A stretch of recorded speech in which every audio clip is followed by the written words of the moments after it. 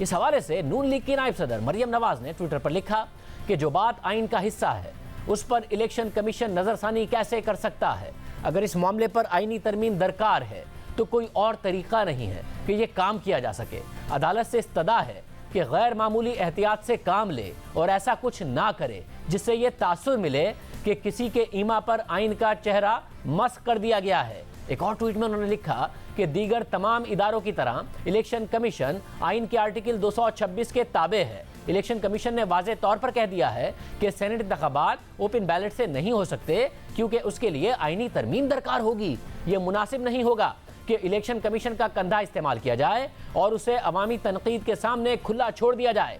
मरियम नवाज ने ट्वीट में मजीद लिखा कि दुआ और उम्मीद है कि एक फर्द की ख्वाहिश पर एक जमात को रिलीफ देने और हुकूमत की डूबती कश्ती को सहारा देने के लिए पूरी अदलिया की साख को दाव पर नहीं लगाया जाएगा। आइन की वाज़े शिक्के होते हुए नजरिया ज़रूरत को जिंदा करना मुल्क, कौम और खुद अदलिया के लिए बहुत बड़ा अलमिया होगा। मरियम नवाज को जवाब देते हुए वज़ीर आज़म इमाम खुसूसी शहबाज गिल ने ट्विटर पर लिखा कि मरियम नवाज आज मुल्क की आला तरीन, मुअज़्ज़ज़ तरीन अदालत को पैगाम दे रही हैं कि हमें जस्टिस क़य्यूम जैसे फैसले चाहिए। वो अपने वालिद के नक्शे कदम पर चलते हुए अदालत को डिक्टेट करने की नाकाम कोशिश कर रही हैं। अब ये हालिया दिनों में पहली बार नहीं है कि मरियम नवाज ने अदलिया के बारे में बराह रास्त बात की हो। वो 3 रोज़ कबल वज़ीर आज़म की जानिब से तरक्याती फंड्स दिए जाने से मुताल्लिक सुप्रीम कोर्ट में होने वाली समाअत पर भी खुलकर बात कर चुकी हैं। इमरान खान को बचाने के लिए अल्फाज इस्तेमाल हुए हैं। जब नवाज शरीफ साहब वज़ीर आज़म थे तो बिल्कुल उसके उलट हुआ था।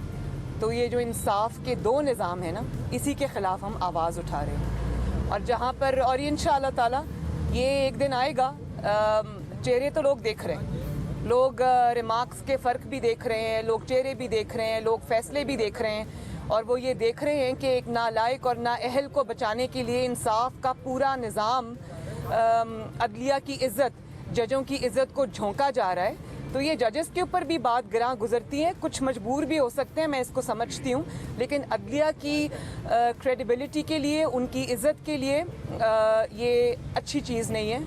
हमारे साथ नून लीग के सेक्रेटरी जनरल एहसन इकबाल साहब मौजूद हैं। एहसन इकबाल साहब, बहुत शुक्रिया। एहसन इकबाल साहब, इस हफ्ते बैक टू बैक हमें नज़र आ रहा है कि मरियम नवाज साहिबा की तरफ से जो मौजूदा अदलिया है उस पर तनकीद की गई। पहले जो तरक्याती फ़ंड के रिमार्क्स का मामला था उसमें कंपेयर किया उन्होंने कि माजी में कैसे रिमार्क्स होते थे, अब क्या हैं। अब जो इलेक्शन कमीशन के हवाले से समाअत हो रही है उस पर उन्होंने बड़ी बराह रास्त आज अपनी राय दी है। क्या पहले जो मौजूदा अस्करी क़यादत है उस पर नवाज शरीफ साहब की तरफ से तनकीद की गई, मरियम नवाज साहिबा भी करती रहीं, अब मौजूदा अदलिया की क़यादत पर क्या कोई नई हिकमत अमली है नून लीग की?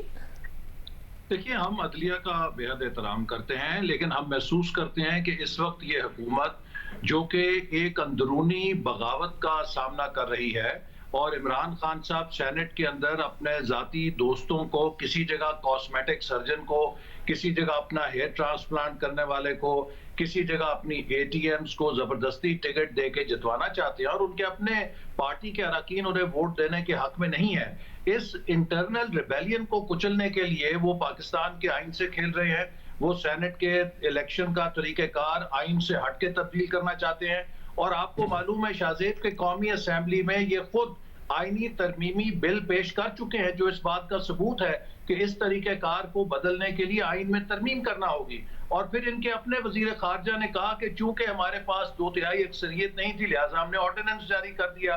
तो अब जो कि इनका एक अपना जाती सियासी मसला बन चुका है, उसमें ये सुप्रीम कोर्ट का कंधा इस्तेमाल करना चाहते हैं। और इलेक्शन कमीशन भी ये मौक़िफ़ ले चुका है कि ये तरीक़ेकार तब्दील करने के लिए आइन में तरमीम दरकार है। और हम समझते हैं कि इसके अंदर अगर सुप्रीम कोर्ट इस सियासी तनाज़े में और इस आइनी मसले के अंदर एक फरीक बनता है तो उसके वकार के लिए, उसके किरदार के लिए इससे तनाज़ात खड़ा होंगे। और किसी भी सोसाइटी में अगर अदलिया मुतनाज़ हो जाए तो वो उस मुल्क और मुआशरे के रूल ऑफ लॉ के लिए एक बहुत खतरनाक सूरत हाल पैदा हो सकती है। तो इसलिए हम समझते हैं कि मगर एहसन इकबाल साहब, अदलिया का काम है आइन की तशरीह करना, जब आईनी तरमीम के लिए हुकूमत पार्लियामेंट में लेके आई तो उसमें भी आपने साथ नहीं दिया। हालांकि 2015 में खुद नवाज शरीफ साहब ने कहा था कि तरमीम होनी चाहिए, उस पर पीपल्स पार्टी नहीं मानी, JUIF नहीं मानी।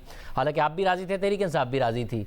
तो अगर अदालत ने आइन की तशरीह करनी है तो मरियम नवाज साहिबा की तरफ से ये बयानात आना जिस पर हुकूमत का ये कहना कि वो अदालत को डिक्टेट करने की कोशिश कर रही हैं, ये इसके रिपरकशंस नहीं होंगे? अदालत को अगर इलेक्शन कमीशन का जवाब नहीं मुनासिब लगा, उन्होंने एक दफ़ा फिर मांग ली है उनसे राय। देखिए, हम अदालत को डिक्टेट करने की कोशिश नहीं कर रहे हैं। हम तो खुद एक पार्टी हैं और हम भी सुप्रीम कोर्ट के सामने पेश हुए हैं और हमने रिट में पार्टी बनने की दरखास्त दी हुई है। पीपल्स पार्टी है, JUI है और दीगर लोग भी इसके अंदर हैं। बात बड़ी सिंपल है। देखिए, पाकिस्तान के अंदर जो सियासी तनाज़ात हैं और ख़ास तौर पे इमरान खान साहब अपनी सियासत में कभी पाकिस्तान की इस्टेब्लिशमेंट को झोंकते हैं, कभी ये पाकिस्तान की अदलिया के पीछे छुपने की कोशिश करते हैं। अगर ये इतनी शफाफियत के कायल थे तो मुझे 2 सवालों का जवाब दें कि जब सेनेट के अंदर चेयरमैन के खिलाफ 64 ऑपोजिशन के अरकान की करारदाद आई तो उसको इमरान खान साहब ने क्यों फ्लोर क्रॉसिंग करा के हॉर्स ट्रेडिंग करके तब्दील किया 52 वोटों के अंदर। 2018 में अगर इनकी पार्टी के लोगों ने वोट बेचे, वोट बेचने वाले भी इनके, पैसे देने वाले भी इनके, वीडियो बनाने वाले भी इनके, उसको 3 साल तक क्यों छुपाए रखा गया? क्यों नहीं उस वक्त इलेक्शन कमीशन के हवाले किया गया कि ये हमारे पास वीडियो है, जिन लोगों ने ये काम किया इनके खिलाफ आप कार्रवाई करें?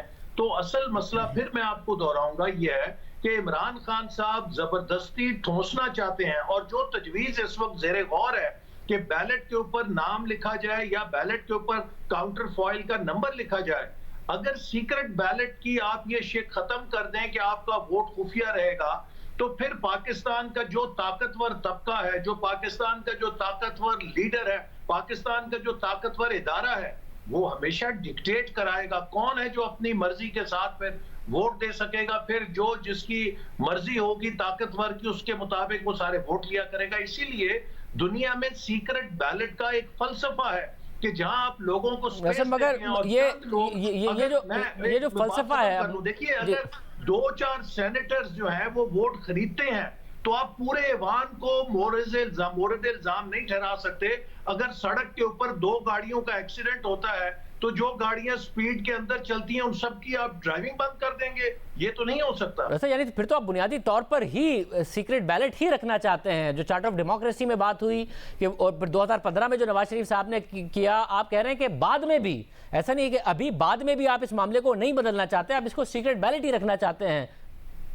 देखिए, हम जो कह रहे हैं कि ये एक सरासर पॉलिटिकल मसला है जिसके ऊपर मुख्तलिफ नुक्ता नजर है और इसको पॉलिटिकल डिबेट और कॉन्स्टिट्यूशनल अमेंडमेंट के जरिए हल होना चाहिए। अगर आप सियासी मसलों के अंदर अदालत फरीक बनेगी, उसकी कॉम्प्लिकेशंस होंगी। लिहाजा जब आइन के अंदर आइन में तरमीम का एक तरीक़ेकार रखा गया है उसको बाईपास करेंगे तो कल को आप 18वीं तरमीम भी किसी सुप्रीम कोर्ट को रेफरेंस भेज के सुप्रीम कोर्ट से कोई तशरीह लेके उसको भी रिवर्स कर देंगे। मगर ऐसे अभी को भी वापस लाने का कोई चोर दरवाजा निकाल लेंगे। मसला यहाँ पर यह है कि वज़ीर आज़म एक्टिव हो गए हैं और सियासी तौर पर अपने रहनुमाओं को मनाने के लिए, अपने इत्तेहादियों को मनाने के लिए पिछले 2-2.5 साल में नजर नहीं आया कि वो इतने एक्टिव हुए हों। और वो ये भी कह चुके हैं कि आप लोग रोएंगे सीक्रेट बैलेट भी हुआ तो। अगर गिलानी साहब भी हार गए, आप लोग अपनी सीटें भी लूज कर गए, तो आगे से तो हुकूमत ही कह रही होगी कि जी ले आए अब नो कॉन्फिडेंस, अपना सीक्रेट बैलेट के जरिए एक सेनेटर तो मुंतखब नहीं करा पाई है।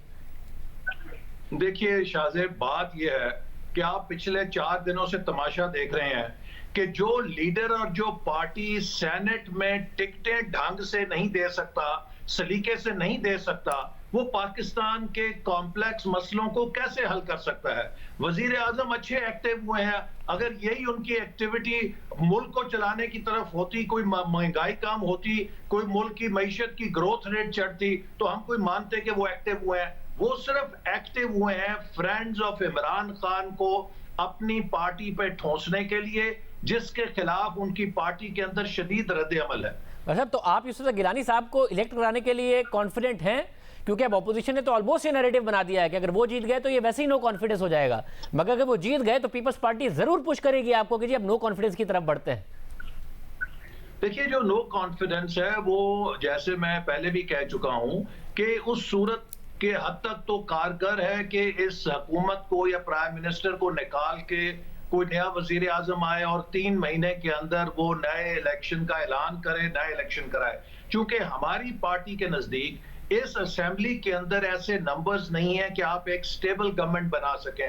पाकिस्तान का जो इस वक्त बुनियादी मुआशी मसला है जो बहुत संगीन होता जा रहा है, उसके लिए कुछ मजबूत फैसलों की जरूरत है, उसके लिए एक मुस्तहकम सियासी ढांचे की जरूरत है जो नए इलेक्शन के अलावा नहीं निकल सकता। लिहाजा हम जितनी देर कर रहे हैं नए आम इंतखाबात में, उतना हम पाकिस्तान को उस दलदल में धंसाते जा रहे हैं जिससे निकलने के लिए हमें बहुत ज्यादा जद्दोजहद करनी पड़ेगी।